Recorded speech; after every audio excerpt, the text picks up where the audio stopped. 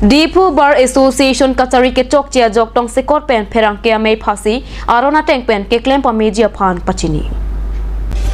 Dipu Bar Association asong ke claim ke dam pa media phan arona teng pen ke dam tang apora hot mei phu la pen kongchen bang arpu phan ke lik padu pa mesi ke hai tang atum asai claim no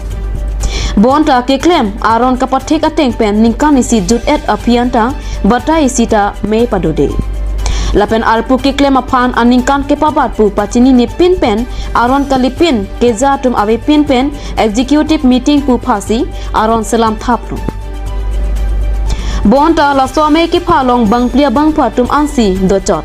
la siaron ateng pen ke claim kalipin pen kalikalang aron ka salam ke chedon dun thek pusi pherang kya mai ke phahot advocate Dhonison lekhe advocate Surjon Hanse atum pen pachini বহুত দুৰ্ভাগ্যৰ কথা চৰকাৰে কিবা এটা কৰিলে অসন্তুষ্ট হৈ সাধাৰণ ৰাইজে প্ৰতিবাদ কৰে ঠিক তেনেধৰণে আজি অধিভোক্তাত নিজৰ অধিকাৰ কাৰণে আজি এই কি কয় সংবাদ বেল মাতিব লগিয়া হৈছে গতিকে মেইন কাৰণ হৈ গ'ল যে এজন অধিভোক্তা পাছ কৰাৰ পিছত ইয়াতে ওকালতি কৰা আহে তেওঁলোকক যদি বাধা দিয়ে ইয়াতে ডিফু বাৰ এছ'চিয়েশ্যন য'তনো ডিফু বাৰ এছ'চিয়েশ্যন সন্থাৰ সভাপতি বা সম্পাদক হওক নেতৃত্বতে হওক তেওঁলোকৰ যোনটো কাৰ্যকাল আছে এইটো সম্পূৰ্ণভাৱে অবৈধ যেটো 3 বছৰ কাৰ্যকাল আছে 3 বছৰ ওপৰ হৈ গ'ল 4 বছৰ হ'বলগীয়া হৈছে কিন্তু তেওঁলোকৰ এইটো কাৰ্যকাল নাই কিন্তু তেওঁলোকে কাৰ্যকাল শেষ হোৱাৰ পিছত এতিয়া সিদ্ধান্ত লৈছে যিবোৰ নতুনকৈ ওকালতি কৰিব আহা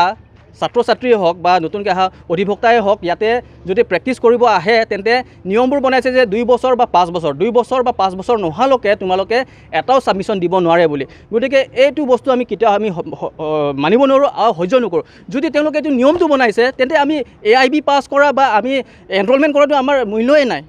গতিকে আমি এই সংবাদ মেল জৰিয়তে আমি জনাই দিব বিচাৰিছোঁ যে আজি ইয়াত এই বৰ্তমানৰ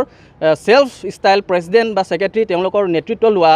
সকলোকক যে এসপ্তাহ ভিতৰত আমি টাইমলাইন দিছোঁ যদি এসপ্তাহ ভিতৰত আমাৰ দাবী হৈ গ'ল যে অতি শীঘ্ৰে যিবোৰ সিদ্ধান্ত লৈছে বাতিল কৰিব লাগে 2 নম্বৰ কথা হ'ল যে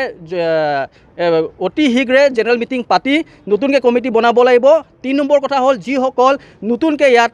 প্ৰেক্টিছ কৰিব আহা যুৱতী বা ওকালতি কৰিব আহা তেওঁলোকক যাতে 2 বছৰ বা 5 বছৰ এইটো আমি কিতা মানি ল'ব এইটো বাতিল হ'ব লাগিব আৰু সকলোকক যাতে সমান এটা দৃষ্টি চাই যাতে মাহিমা চকুতি দি নাচায় এইটো আমাৰ দাবী 4 নম্বৰ কথা হ'ল যে বৰ্তমান যোনটো কমিটি ভংগ হৈ গ'ল এইটো কমিটি যাতে এডহক কমিটি বনায় আৰু এডহক কমিটিত যাতে পূৰ্ণবোৰ কমিটিবোৰ এই এডহক কমিটিত যাতে নাথাকে এইটো আমাৰ দাবী সংবিধান মতে 3 বছৰ কিন্তু 3 বছৰ এটা 4 বছৰ হৈ গ'ল আৰু 4 বছৰত আজিলৈকে এটা জেনেৰেল মিটিং পাতিব পৰা নাই সভাপতি নেতৃত্বতে এটা জেনেৰেল মিটিং পাতিব পৰা নাই কিন্তু তেওঁলোকে এই সিদ্ধান্ত ল'ববোৰ তেওঁলোকৰ সময় থাকে কিন্তু জেনেৰেল মিটিং দিবৰ কাৰণে তেওঁলোকৰ সময় নাথাকে গতিকে এই প্ৰশ্ন তেওঁলোকক সুধিব বিচাৰিছোঁ কিয় জেনেৰেল মিটিং দিব পৰা নাই কিয় সময়মতে তেওঁলোকে নিৰ্বাচন তেওঁলোকে কৰাব পৰা নাই এইটো আমাৰ ডাঙৰ প্ৰশ্ন গতিকে এইটো কমিটিখন গোটেই সম্পূৰ্ণ ইনভেলিড হয় ইলিগেল হয় আৰু ভংগ হৈ গ'ল গতিকে আমাক নতুন কমিটি লাগিব আৰু নতুন কমিটি যাতে জেনেৰেল মিটিং দিয়ক আৰু যিবোৰ সিদ্ধান্ত লয় যাতে যিমানবোৰ সদস্য আছে তেওঁলোকৰ মতামত আৰু তেওঁলোকৰ কনসেন্টটো লৈ যাতে নতুনখন যিবোৰ আইন আমাৰ কনষ্টিটিউশ্যন আছে তাতে সলনি কৰি এইবিলাক